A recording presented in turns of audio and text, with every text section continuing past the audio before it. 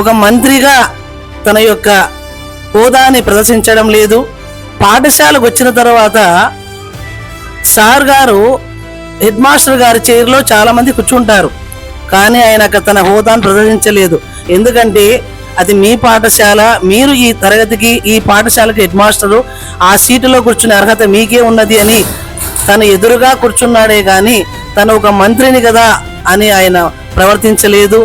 ఆ యొక్క దృశ్యము నా మనసుని సార్కు చాలా దగ్గరగా చేసిందంటే, ఒక ఉన్నతమైనటువంటి పదవిలో ఉండి కూడా తన యొక్క హోదాను ప్రదర్శించుకోకుండా ఒక సామాన్య మానవుడిగా ఆయన ప్రవర్తించిన తీరు చాలా గొప్పగా ఉన్నది.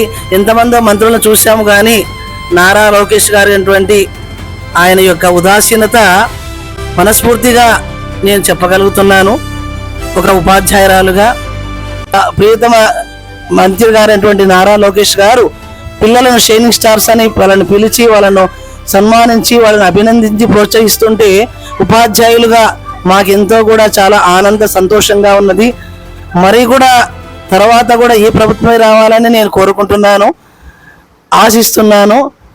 చీడ పురుగులను ఏరివేయాలన్నా కూడా మందు ఎలా అవసరం అవుతుందో ఆ మందు అవసరం లేకుండానే ప్రక్షాళన చేయవచ్చు.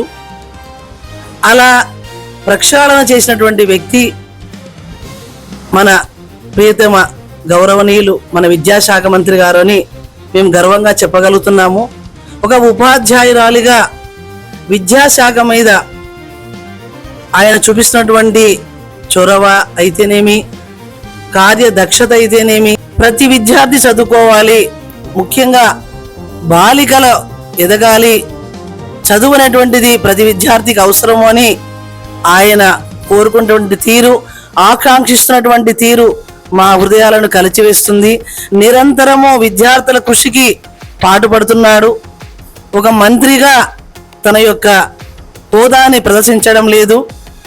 అలాగే మా పాఠశాలలో ప్రతి సంవత్సరము 10వ తరగతి ఉత్తీర్ణత శాతము పెరుగుతున్నది. ఖచ్చితముగా ప్రతి సంవత్సరం 4గురికైనా IIIT సీటు వస్తున్నది అని గర్వంగా చెబుతున్నాము. ఇప్పటికి కూడా 2 పిల్లలకి అవకాశం వచ్చినది. అలాగే మా పాఠశాల హెచ్ఎం మేడం గారు 10వ తరగతి పాస్ అయిన ప్రతి విద్యార్థిని కూడా కాలేజీలో చేర్పించడానికి కృషి చేస్తున్నారు. కాలేజీలో చేరేటువంటి అవకాశాన్ని కల్పిస్తున్నారు, ప్రోత్సహిస్తున్నారు. వొకేషనల్ కోర్సులో కూడా చేర్పిస్తున్నారు. ప్రతి విషయంలో కూడా మేడం గారి చొరవ ఎంతో ఉన్నది. మేడం గారి చొరవ వలన కూడా విద్యార్థులైతేనేమి, ఉపాధ్యాయ బృందం అయితేనేమి, మేము కూడా అకుంఠిత దీక్షతో మేము కూడా పనిచేస్తున్నాము.